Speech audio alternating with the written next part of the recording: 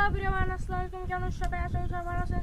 So guys, আমি অনেক ভালো আছি। সো গাইস, আজকে ভিডিওটা বর্ষাকালীতে আমরা আরেক জাতের খাওয়ান দিব। সো গাইস, আজকে একটি নর চলে গেছে।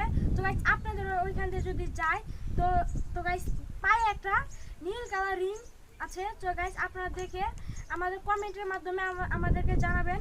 সো গাইস, আজকের ভিডিওটা আমাদের একটা নরটি অনেক ইন্টারেস্টিং।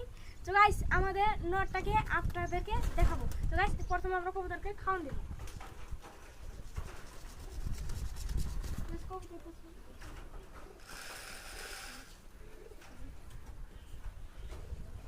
গাইস, কবুতরকে তো আরেকটা খাওয়ান দিয়েছি। তো গাইস, এখন আমার পেট ভরা।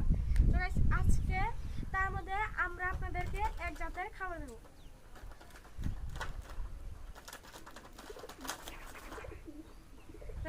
দেখতে পাচ্ছেন ইটের গুঁড়া। তো গাইস, আপনারা বর্ষা মাসে সবসময় ইটের গুঁড়া খাবেন, কারণ ইটের গুঁড়া একটা ভালো প্রজাতির একটা খাদ্য। এইটা গরম গরম থাকে এবং আপনার কবুতরকে এই বর্ষাকালীতে খাওয়ালে খুব উপকার হবে। তো গাইস, ইটের গুঁড়া আমাদের কবুতর অনেক দিলেই খেয়ে ফেলে এবং আমাদের এইখানে আরও ইট ছাদে আছে। তো গাইস, এই ইট থেকে খাদ্য দিলে বেশি খাদ্য খেতে চায় না এবং খালি ইটের গুঁড়া খেতে চায়। তো গাইস, আমরা তো ইটের গুঁড়া দেখলাম। তো গাইস, এখন দেখবো আমাদের একটা নট।